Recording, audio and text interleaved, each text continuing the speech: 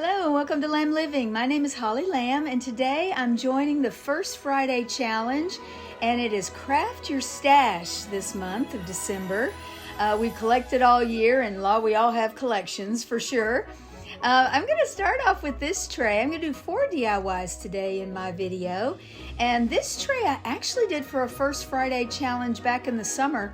We did a barbecue, and I did a bunch of chalkboard DIYs, and so this was eat all summer and put away for fall, but then I'm getting it back out and I'm going to paint the rest of it black, and I'm going to do a little antique kind of finish on it, and we're going to do a little bit of distressing and then come back with an antique wax, and then I'm going to be using a transfer that I have in my stash from last year.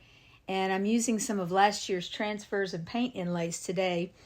But I'm just going to give this one coat of the Folk Art Black from Hobby Lobby.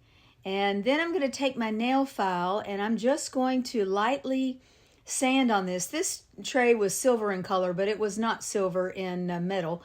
It was, who knows. And but it's very light. But the ornate detail and the flowers and the roses are so pretty.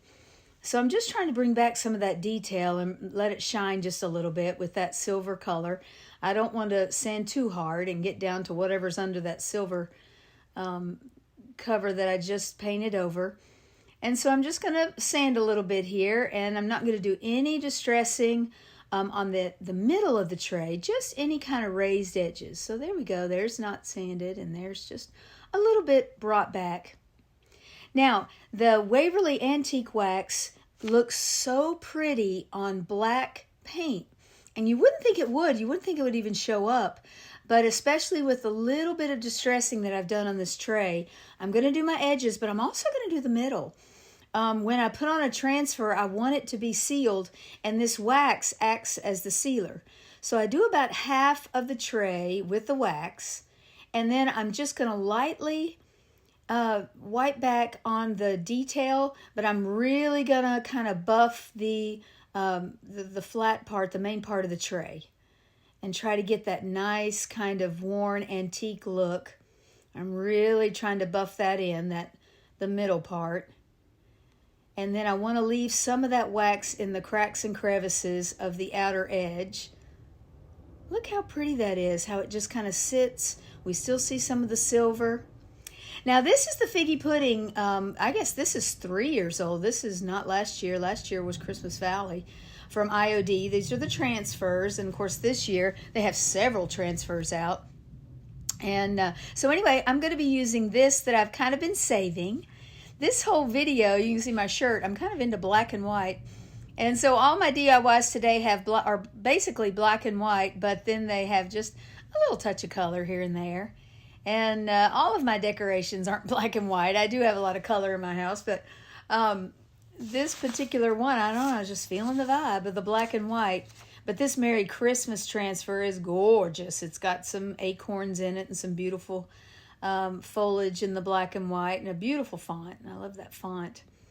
And so it's just as easy as rubbing it on. Now it is waxed, so I waited till the next day, but so it's dry, but it takes a little bit of doing. You want to put a transfer on a sealed tray or piece or whatever you're going to put your transfer on. But if the wax is not completely cured, it's going to take a little bit of doing, but it's certainly doable. And I love the way this looks. Yes. All right, and so I'm just going to seal in the transfer with my Super Matte Mod Podge. This has been my Mod Podge of choice here lately. It really truly is a matte finish. And so I'm just going to go over the transfer. It's already sealed with the wax. And here we go. We're just going to kind of zoom in on some of that antiquing. And I love this vintage look. You can't tell where the Mod Podge was. The wax just all blends together with it.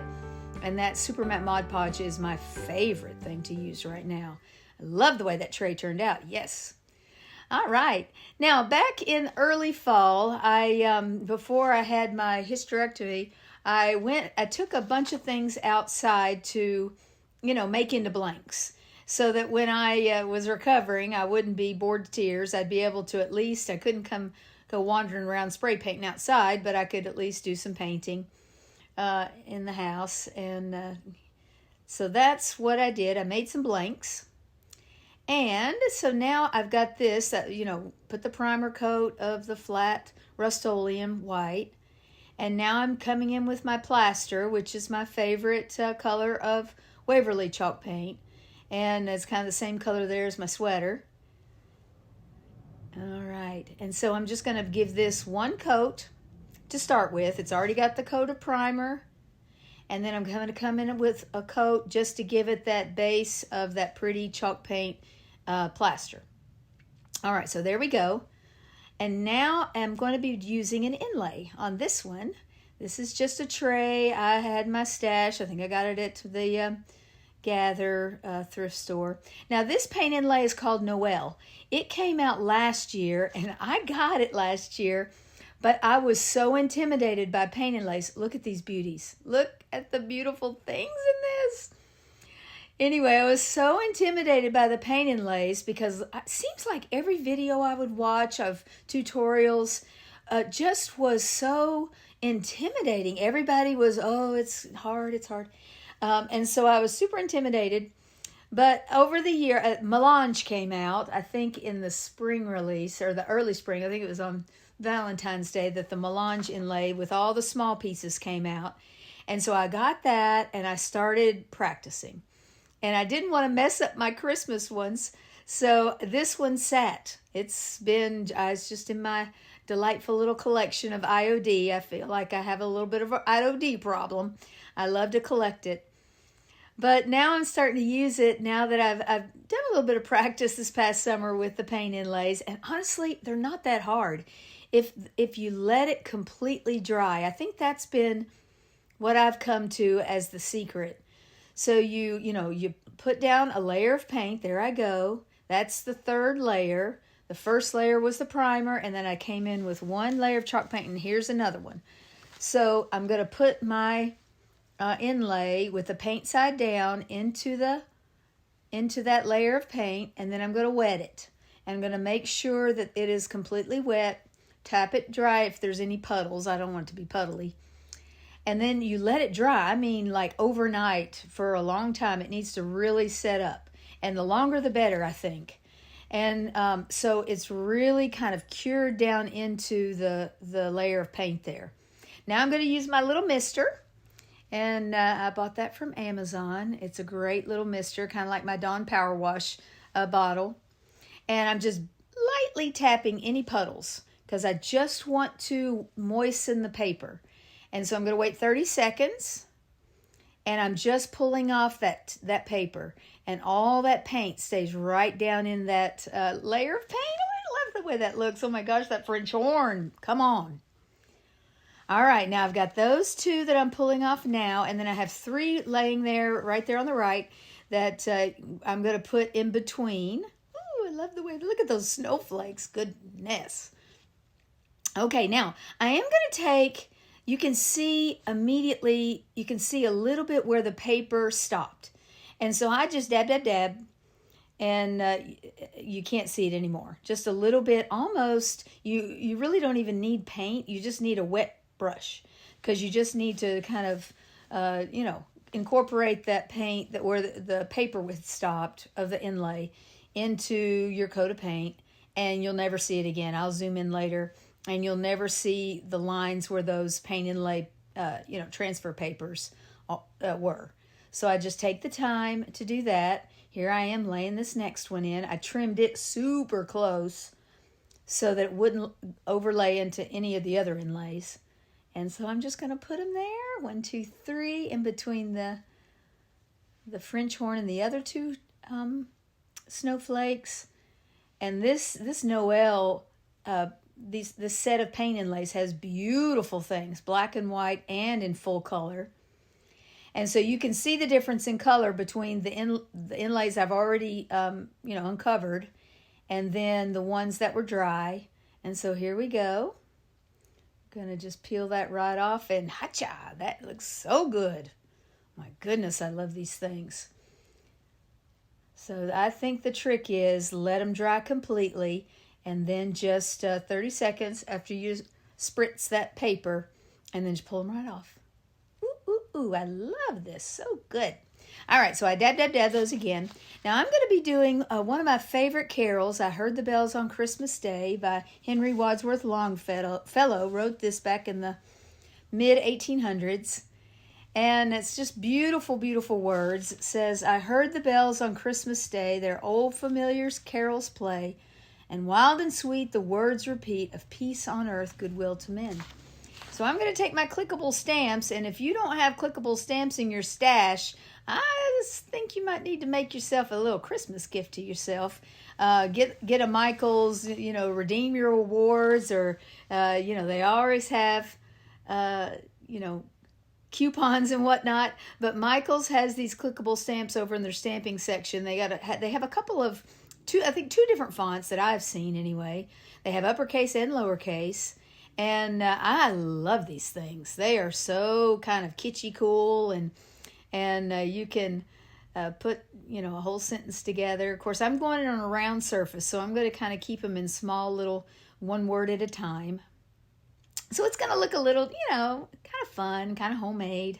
But, this took a while because I put 2 full phrases of this carol, beautiful carol, written so long ago. So many beautiful truths in this. And so there we go. Yep, and every once in a while I might want to put a little bit more, but I don't want to rock back and forth. I've done that in the past, and it leaves little messes up. You'll get a little bit of the extra border, and you don't want that. So there's Christmas. Christmas Day. I heard the bells on Christmas Day. So I just make sure it's down. I push it straight down. I don't rock it back and forth, because if I do, I'm going to get, extras that I don't want. So there we go. I've got the 2 phrases coming out of the French horn's bell. And now I'm going to take this yarn that I got also from Michael's in the clearance section. It was $1. And I'm going to wrap it around 4 times, because I want lots and lots of room to work here. Because I'm going to make a braid. I'm going to knot the ends. This is kind of a twisted yarn, so I definitely want to knot those ends so my twists don't come undone. And so I've done 3 of those, and 4 times around my tray there that I'm making into a wall hanging. And then I'm going to take each one of these to make my braid, and I'm going to roll them into a little yarn ball, and that's going to keep me from getting all twisted, right? When you're braiding something long, as you braid, the ends are going to be twisted. So this worked the best for me. Just kind of flipping those little yarn balls over and over and over and over. And I did it all the way to the end of this, and that gave me a lot of braid to work with. Such a pretty little kind of a warm, sweatery type yarn. All right, so I knotted that off. Now, I'm going to be coming up under and then over the edge of this tray. So I put a paper plate underneath so I could come up and under. And I'm going to put my hot glue, which is on low, because, if it comes through the yarn, I don't want it to burn me, but if it's on low, it won't. And I'm just coming up under the tray and just barely over the edge, because I don't want anything to detract from those tiny little clickable stamp words, right? So there I go. I'm going to go all the way around till I get to the end. Sometimes I give it a little haircut if it's starting to get a little crazy. And there I go on the braid, up to the tray, on the braid. And then I'm going to tie just 2 knots, do a knot. There we go. Yep. And then I'll make my tail. I'll have 2 tails on this side, and then we're going to flip it over and do the hanger for this very light tray. The tray is, it's probably some kind of aluminum, it seemed light. So it was light, but nice and sturdy. It was a great little blank. And that's the spray painted side. I did not put chalk paint on the backs. It's just the spray paint primer. And so now I am going to put the hot glue right on the tray, and then I'm just going to kind of put that braid right up next to the other one. And I think it looks nice and neat. I'm going to make sure I pull a little bit to make sure it's not too far. You know, I want to see a little bit of the hanger. Here we go, and then I'm just bringing that braid all the way around because, you know, I had plenty of braid. So honestly, if I just wanted to put the braid on the front, I could have just gone twice around my tray before I started the braid. All right, little glue to make sure it's not going to go anywhere. And so there's the four tails that are going to hang down. I just love how this looks. So beautiful. So sweet truths. Oh, familiar carols play. Wild and sweet the words repeat. Peace on earth, goodwill to men. I love those paint inlays. They look so pretty. And then I wanted to show you, my dining room is a work in progress right now, but I wanted to show you out the front window. We've got the blow-ups out. Kevin's been busy. We've been out there kind of putting the blow-ups out. We're still working on the front yard. It's a lot of fun. All right, now I've had this little cutting board in my stash for a little while. I don't even remember where I got it, but it's been hanging around. And so it's going to get 2 coats of the plaster chalk paint on top. I'm going to leave the sides natural. I thought the color of the wood was pretty. And we're just going to turn it into a little riser, maybe for my kitchen table or for the dining room table. And this color, of course, matches my decorating. Now, I tried to keep it off the sides, but, you know, a little bit came over the top. So I'm just going to take my Dollar Tree sanding sponge and my little nail file and take care of that. And it makes it look nice and crisp. Okay, now we're back to the Noel paint inlays, and this one is so cute. It has a little touch of green for the tree and the cute little dashing through the snow. And I didn't get a little bit of video. Wasn't videoing the first part, but you get the idea. I put the layer of paint down, wet it, and then just got it right into that top coat of paint. Now it's all dry. I'm getting it nice and wet, making sure the top layer of that paper is wet. Anything puddles, I'm just going to lightly dab up, and then I wait. 30 seconds. Oh, I love the green. That little tree's so cute. All right, so on the parchment paper, I'm going to flip it with the paint side up and let it dry because I can get another use out of that inlay. And, ooh, I love how that looks. Look how nice. Every time. I don't know why I was intimidated by these. Love it. All right, so everything gets a coat of the Rust-Oleum Matte Clear top coat. That's my, top coat of choice. I like everything to look nice and finished. And this is a good matte finish. You see my tray, my black tray, getting a top coat. And look at this pretty little riser. Yeah, sitting on that little black tray. I love it. Simple, quick, easy. Those paint inlays make a cute, quick flip. I just love it so much. All right. There we go. So that's 1, 2, and 3. Here comes the last one. This one, it says Happy Fall. That was a stencil from the Dollar Tree, and I used some colored chalk. This was hanging in my bathroom, the bathroom downstairs, the guest bathroom. And I'm going to, I had made this for that same First Friday challenge back in the summer for the barbecue challenge. And so I fixed that for fall, but I'm going to use these stencils from Amazon that I've had hanging around. And for $13.99, that's a lot. Look at all these stencils. These big detailed stencils you get from Amazon. I'll link those below. And I decided to use this one because look at those rounded edges. I really like the detail on the rounded edges and the font, and it just looked real cute. And so, plaster chalk paint. This is nothing new to you. But this is a little hard to watch. I had it turned around thinking, oh, I'm just going to, I had my little JRV stencil brush and I'm ready to go to town, and oh, this is hard to watch. Yes. Oh, I think what a nice stenciling job. And then I turn around and look at it and think, oh my goodness, you have done it backwards. So off to the sink we went. I just tried to get it off while it was still wet. I got most of it off.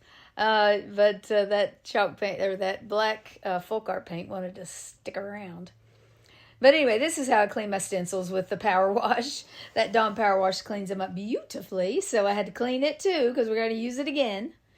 And so here comes another coat of the folk art chalk paint. That just covered it up. I didn't have to put this on before, but now I do. So now you notice I have it turned around toward me. We're not making this mistake again. And so I just go back and I don't mind. I love stenciling. It doesn't bother me at all. You see, it's hard to see with the white on the white paper plate, but I make sure that my stencil brush has an even coat of a very little bit of paint. And then I just dab, dab, dab. Now, a lot of people like to do the swirl technique. I don't. I do not have luck with the swirl technique. I have great luck with the dabbing technique, and I like it. I like the way it looks. It has a distressed, pretty modeled look to it, and that is what I prefer, and it works every time. So while that is over there, and I'm just looking at it thinking, good, finally, we got it right. I had this tinsel in my craft room, and I decided to do what a lot of us like to do with tinsel and the Dollar Tree Christmas trees. I like to trim them up a little bit. They just look a little nicer. And so that's what I'm going to do. Now, it makes a real mess, just a mess. So I just use a lint roller, get it off my hands, get off my clothes, just wherever. And the lint roller does a great job. And those lint rollers, you can get those anywhere, but I do believe I got those. Those are leftover. We bought a bunch of them from the Dollar Tree to put into some wedding gift bags of people who came and stayed in hotels when my daughter got married, so I had some extra. All right, now this beautiful ribbon came from the Dollar General when I was penny shopping 2 weeks ago. I saw this and really love that ticking ribbon. I've kind of been dedicated not to buy new ribbon because I've got a lot of ribbon. But that ticking fabric ribbon really was calling to me. So I did buy that new. That was not in my stash, I'll have to admit. But the tinsel was. So I'm going to take the ticking stripe loops first and just tie that into a bow and get it all fluffed a little bit. And then I'm going to come back with the snowman ribbon, and I'm going to tie it into a bow. And so I have kind of a double loop bow, but I've done them one at a time, so the middle part is not super thick and chunky. And after some fixing and fiddling and dovetailing the ends, all four ends, I'm going to bring my now trimmed tinsel around, and I'm just going to bring it up through the four loops in between each side and give it a twist. And then I'm just going to wrap it around my finger, make little curly cues. There we go. And that's it. And that is a cutie patootie. I had to work a little extra hard for it. There we go. Give it a roll too. But this black and white theme, I wonder if it's because my sweet Toby's black and white. He's my sweetie head and my constant companion. Oh, as I was filming this, I realized that the loops of my snowman ribbon are upside down. But at least my Have Yourself a Merry Little Christmas is not backwards anymore, or upside down, or whichever way. Oh, goodness. I want to thank Lisa from Our Gray House, and Sarah from Jujubee DIY, and our guest host is Tammy from the Rusted Willow. And those ladies are so talented. Please check out their channels. If you haven't subscribed to their channel, please do so, and check out the playlist below. And if you haven't subscribed to my channel, I would love for you to join me each week as I do some DIYs and decorate my house. I want to read to you some more from this Longfellow poem, I Heard the Bells on Christmas Day. It continues, I thought how, as the day had come, the belfries of all Christendom had rolled along the unbroken song of peace on earth, goodwill to men. And in despair I bowed my head. There is no peace on earth, I said, for hate is strong and mocks the song of peace on earth, goodwill to men. Then pealed the bells more loud and deep. God is not dead, nor doth he sleep. The wrong shall fail, the right prevail, with peace on earth, goodwill to men. Till ringing, singing on its way, the world revolves from night to day. A voice, a chime, a chant sublime of peace on earth, goodwill to men. Thank you so much for watching my video. And from the Blue House on the Corner, I'm thrilled to finally be able to start the official countdown to Christmas. God bless. I'll see you next time.